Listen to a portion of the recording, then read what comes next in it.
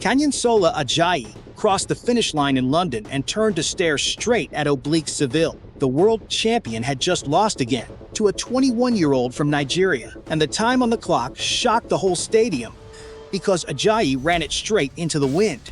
Here is exactly how it happened. The London Diamond League is one of the biggest track meets on the planet. Fans pack the London Stadium every summer to watch the fastest men alive. The 100 meters is always the race everyone waits for, and this field was loaded. Oblique Seville of Jamaica walked in as the man to beat. He is the reigning world champion. He also owned the fastest time in the world that season, a blazing 9.82 seconds. Around him stood real danger. Great Britain's Jarnell Hughes and Jeremiah Azu were racing at home. Romel Glave was hungry for a breakout run, and then there was Ajayi, the NCAA champion from Nigeria, chasing the man everyone said could not be caught. The gun fired, and Seville did what Seville always does. He exploded out of the blocks first. For 50 meters, it looked like his race to win. Ajayi stayed right behind him, matching every stride, refusing to let the gap grow. Then, right around halfway, Ajayi shifted gears. He caught Seville, then he passed him. By the final 10 meters, Ajayi had the lead, and he never let it go. As he crossed the line, he turned his head towards Seville, locked eyes with him, and let the moment speak for itself. The clock read 9.84 seconds. Seville crossed in 9.87. 0.3 of a second, gone, in the time it takes to blink twice. That gap might sound small if you have never watched elite sprinting up close. It is not small. At the very top level, races are won and lost by hundredths of a second. 0.3 is the difference between a champion and a runner-up, and everyone in that stadium knew it the moment both men crossed the line. Here is what made that number so shocking. The wind that day was blowing against both runners at minus 0.7 meters per second. A headwind like that normally slows a sprinter down. Ajayi ran 9.84 anyway. That time matched his own Nigerian national record, and it matched his season best, all set with the air pushing back against his chest. Romel Glave, the British sprinter, finished third in 9.97 seconds. A personal best for him, but nobody in that stadium was talking about third place. Every eye was on the two men at the front. So who is this kid beating world champions? Kanyinsola Ajayi is 21 years old, born in Ikorodu, Lagos State, Nigeria. He races for Auburn University in the United States, and this season, he turned into one of the most dangerous sprinters on the planet. Back in May, at the NCAA East Regional Championships, Ajayi ran 9.84 seconds and broke a national record that had stood in Nigeria for 20 years. The old record belonged to Olusoji Fasuba, and it had survived 2 full decades before Ajayi erased it. Weeks later, Ajayi won the NCAA Outdoor 100-meter title, becoming only the second Nigerian man in history to do it. The first was Divine Oduduru back in 2018. At that same championship meet, Ajayi ran a wind-aided 9.72 seconds, a number that turned heads across the entire sport, even though it could not count as an official record because of the wind. He also anchored his Auburn relay team to a blistering NCAA record in the 4x100 meters, helping his university set a mark that had never been run before at that level. Put all of that together, and you get a sprinter who arrived at the professional level already carrying serious credentials. He was not some unknown name hoping to survive his first Diamond League race. He was a champion who had already proven he could win under pressure on the biggest college stage in the world. Then he stepped up to the Diamond League, the top level of professional track, and treated it like he belonged there from day one. The London race was not the first time Ajayi had beaten Seville. 2 weeks earlier, at the Prefontaine Classic in Eugene, Oregon, the two had already met.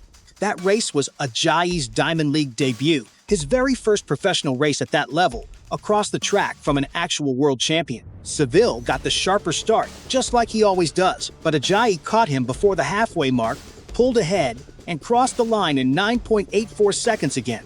Seville finished second in 9.89. Think about that. A rookie beat the world champion in his first professional race, then beat him again 2 weeks later, running the exact same winning time both times. That kind of repeat performance is not luck. Sprinters usually have good days and bad days mixed together. Ajayi just keeps having fast days, over and over, against the toughest competition alive. Now, before anyone writes Seville off, his side of the story matters too. He is still the reigning world champion, and he earned that title the hard way. Go back to the 2025 World Championships in Tokyo.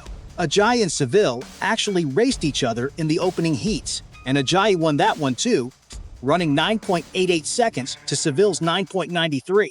But heats do not hand out medals. In the final, when the world title was actually on the line, Seville flipped everything around. He ran a personal best of 9.77 seconds and took the gold. Ajayi finished 6th. That single race turned Seville from a rising talent into the certified best sprinter on the planet, and it happened on the sport's biggest stage, with every rival watching. So Seville holds the biggest result between these two, the one that came with a world championship attached. That is not nothing. That is the kind of win that defines a career, the kind that gets remembered long after any single Diamond League meet is forgotten. After the London loss, Seville did not panic or make excuses. He said he was satisfied with his performance and pointed to the positives, even in defeat. That kind of response tells you something about how he is built.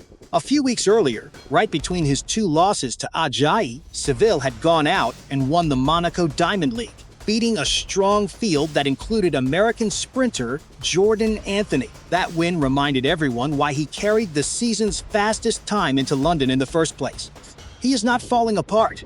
He is still winning races. He just cannot seem to find an answer for one specific opponent, and that has to be the most frustrating problem a world champion can have. That is exactly what makes this rivalry so interesting to watch. It is not one sprinter simply dominating another. It is 2 young stars who have now raced 3 times, with Ajayi taking both meetings in 2026 and Seville holding the one that mattered most of all, the world title itself. But look closely at how Ajayi keeps winning, because the pattern is identical both times.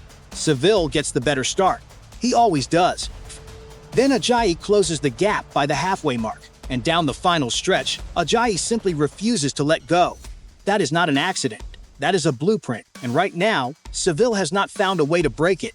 For Seville, the pressure is building. He is still the world champion. He still holds the win that counts more than any other. But on the actual track, in real head-to-head racing, he has lost the last 2 meetings, and both losses have looked eerily similar.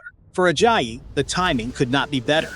He already broke a 20-year-old national record. He already became the 2nd Nigerian man ever to win an NCAA 100-meter title. Now he is building a real case as one of the most feared sprinters in the world. At just 21 years old, with his sights set on the Commonwealth Games in Glasgow and even bigger stages ahead, Seville will not stay quiet for long. World champions do not fold after 2 losses, and his Monaco win proves he still has another gear when he needs it.